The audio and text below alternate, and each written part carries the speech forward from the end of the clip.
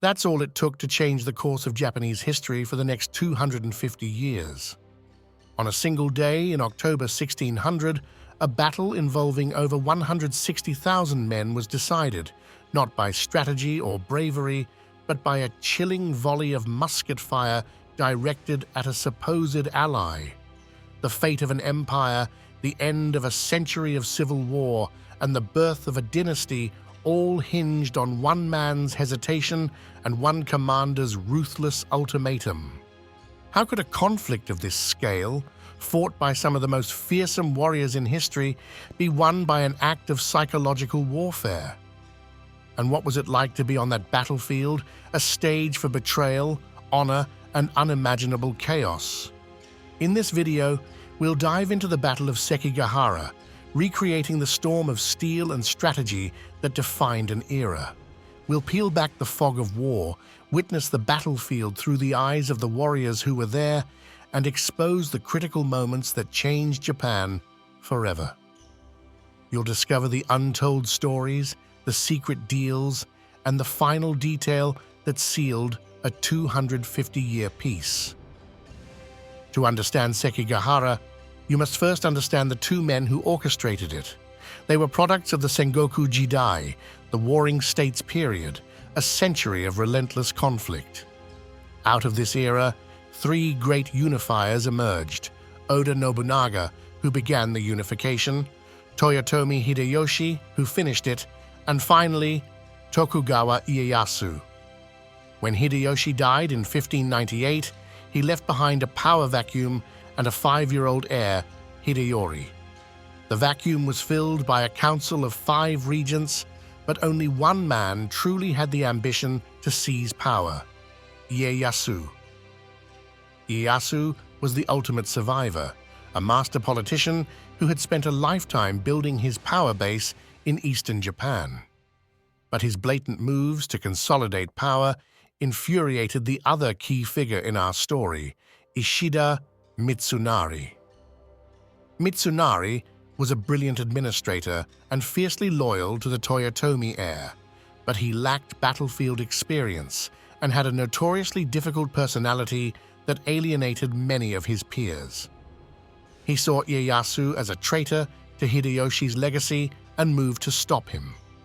Tensions boiled over when Ieyasu's generals plotted to assassinate Mitsunari. In a strange twist of fate, Mitsunari was forced to seek protection from the very man he opposed, Ieyasu. Ieyasu spared Mitsunari's life, but exiled him, hoping to remove him as a threat.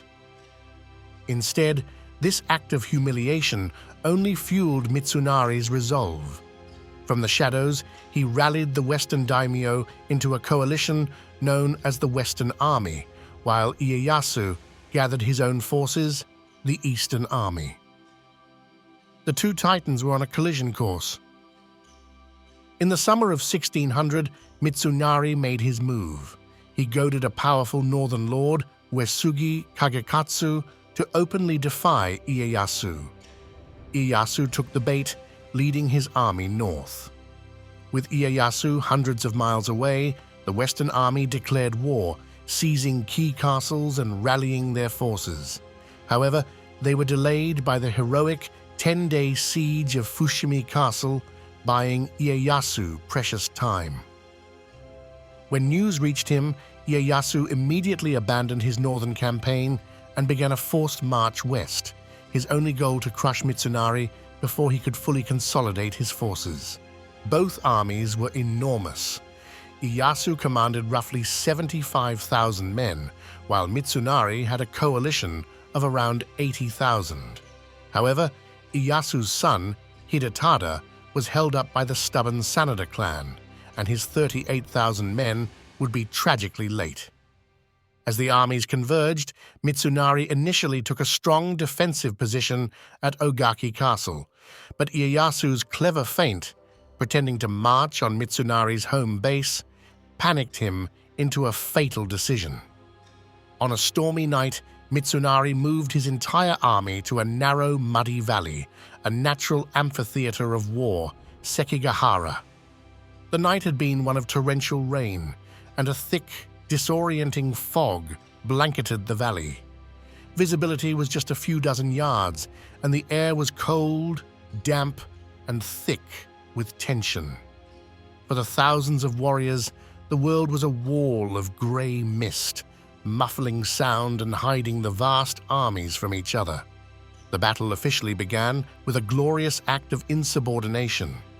Ieyasu had ordered Fukushima Masanori to lead the first attack, but his rival, Ii Naomasa, led his legendary Red Devils clan past them, charging directly into the heart of the Western Army. This thunderous charge, led by troops in their distinctive crimson armor, slammed into the Western Army's strongest unit, the 17,000 men of Ukita Hideaki. This wasn't the elegant dueling of samurai lore. It was a brutal, swirling melee of steel, gunpowder, and mud. The Red Devil's charge was ferocious, but Ukita's men were veterans who held their ground. The fight devolved into a grinding head-to-head struggle. Thousands of men, packed into the muddy fields, hacked and shot at each other at point-blank range. For hours, the battle was a bloody stalemate, with the Western Army holding its defensive positions. Ieyasu watched, growing impatient as his army bled on the field. From his command post, Mitsunari lit the signal flare, a desperate plea for his allies to join the attack. But on the surrounding hills, nothing happened. On Mount Nangu, the massive Mori clan forces were paralyzed by their general Kikawa Hiroi, who had secretly made a deal with Ieyasu to sit out the fight. But the most critical inaction came from the 19-year-old Kobayakawa Hideaki, who commanded 15,000 men high on Mount Matsuo, overlooking the entire battlefield. Hideaki was a deeply conflicted young man. Though pledged to the West, he had secretly promised Ieyasu he would switch sides at the right moment. For hours, he simply watched, paralyzed by indecision. But around noon, Ieyasu's patience snapped. In a brilliant move of psychological warfare, he ordered a small detachment of his musketeers to advance and fire on Kobayakawa's position. This wasn't a signal to attack, it was a chilling ultimatum. "I'm watching. Make your choice or you're next." The sound of musket fire at their backs was the jolt Hideaki needed. He gave the order. The war horns of the Kobayakawa clan blared, not in support of Mitsunari, but as a signal to charge downhill, an avalanche of steel directly into the flank of the Western Army.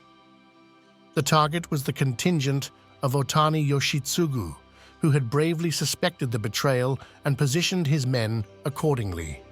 But they were no match for 15,000 fresh warriors. Yoshitsugu, a loyal and noble commander, knew all was lost and committed seppuku, asking a retainer to hide his head so it couldn't be taken as a trophy. Kobayakawa's betrayal was the spark that ignited a chain reaction. Other commanders, who had also made secret deals with Ieyasu, saw their chance. Wakisaka Yasuharu and Ogawa Suketada immediately turned their forces against their former allies. The Western Army's formation, which had held for hours, disintegrated into pockets of terrified soldiers. The battle changed from a stalemate to a full-scale rout as banners fell and men scattered in panic. Only one clan made a final, defiant stand. The formidable Shimazu clan, led by the legendary Shimazu Yoshihiro, had been held in reserve and now found themselves completely surrounded. Faced with annihilation, Yoshihiro made an audacious choice. He ordered a frontal charge, a death ride, straight through the enemy army to escape. The Shimazu used their unique Sutagamari tactic, where small groups of men would fight to the death to cover the retreat of their comrades, a brutal but effective method. The Shimazu fought with legendary ferocity, carving a path through the eastern ranks. They were relentlessly pursued by Ii Naomasa's Red Devils. In the chaotic chase, a Shimazu rifleman named Kashiwagi Gendo managed to get a shot off wounding Naomasa in the arm. The wound was not immediately fatal, but Naomasa would die from it a year later. Though only a few hundred of their men survived the ordeal, the Shimazu managed to escape and undertake a grueling 1,000-kilometer journey back to their home province of Satsuma. By 2 p.m., the battle was over. The Western Army had ceased to exist as a coherent fighting force. Ishida Mitsunari fled as a fugitive, and Ieyasu declared a total victory. After just 6.5 hours of brutal fighting, the most important battle in samurai history had been won, but the price was staggering. An estimated 30,000 men lay dead or dying in the muddy valley. Ieyasu moved swiftly to consolidate his power. Ishida Mitsunari was captured days later, and along with other key leaders, was paraded through Kyoto before being executed. For the victors and the traitors, the rewards were immense. Ieyasu began the largest redistribution of land in Japanese history.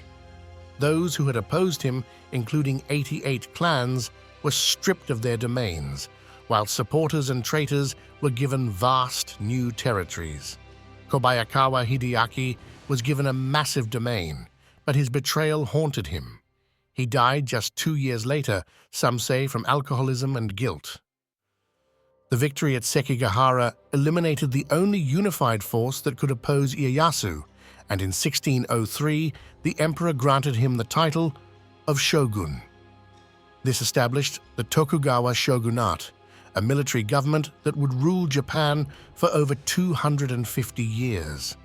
The final vestiges of the Toyotomi were eliminated in 1615 at the siege of Osaka, where Ieyasu used the inscription on a temple bell as a pretext for war. To ensure no daimyo could ever rebel again, he instituted the Sankin-Kotai system, forcing them to reside in his capital of Edo every other year and leave their families behind as hostages. The 6-hour storm of violence at Sekigahara slammed the door on a century of civil war, giving birth to the Edo period.